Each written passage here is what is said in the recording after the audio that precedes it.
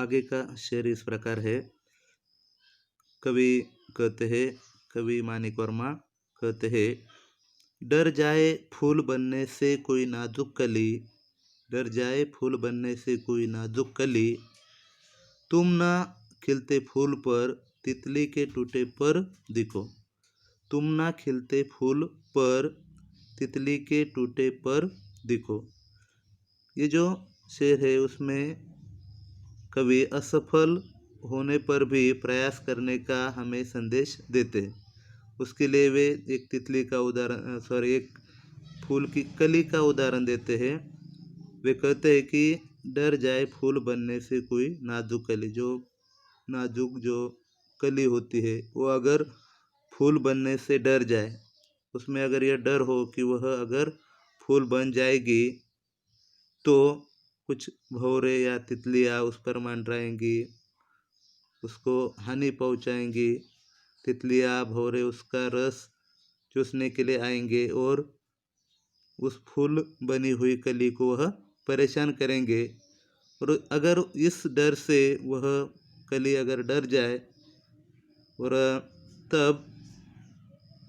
ऐसे तुम फूल को तितली से बचाने का प्रयास करो, यानी कि इस कली को बचाने का प्रयास करो। अगला शेर, कोई ऐसी शक्ल तो मुझको दिखे इस भीड़ में, कोई ऐसी शक्ल तो मुझको दिखे इस भीड़ में, मैं जिसे देखूं उसी में तुम मुझे अक्सर दिखो, मैं जिसे देखूं उसी में तुम मुझे अक्सर दिखो। इस शेर में कवि कहते हैं कि यह जो संसार है वह मनुष्यों से भरा पड़ा है, तो इस शक्ल या इंसान कवि चाहते हैं कि इस मनुष्यों के इस सागर में, इस भीड़ में कोई ऐसा व्यक्ति मुझे दिखे जो अच्छा हो या जिसमें अच्छे गुण हो, मैं जिसे देखूं उसी में तुम मुझे अक्सर देखो।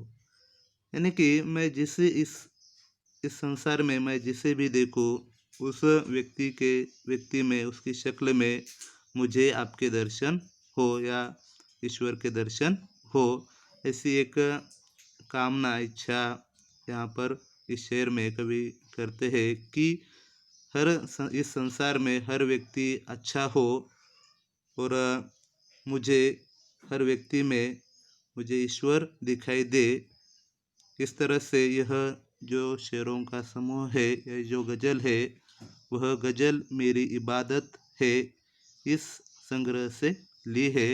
जिसमें हर गज़ल में, हर शेर में कवि ने कुछ अच्छे गुणों का वर्णन किया है और हमें कुछ संदेश दिया है कि हमें हमेशा अच्छे कर्म करते रहना चाहिए, हमारे अंदर मानवता होनी चाहिए और हमें बाहरी रूप रंग या सुंदर दिखने के बजाय हमारे कर्म हमारे सुंदर होने चाहिए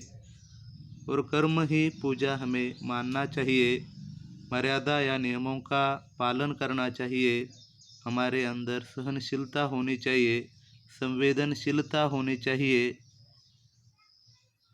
और कठिन स्थिति में हमें दूसरों की मदद करना चाहिए आदि कुछ गुणों का वर्णन इस गज़ल में कवि ने किया है। धन्यवाद।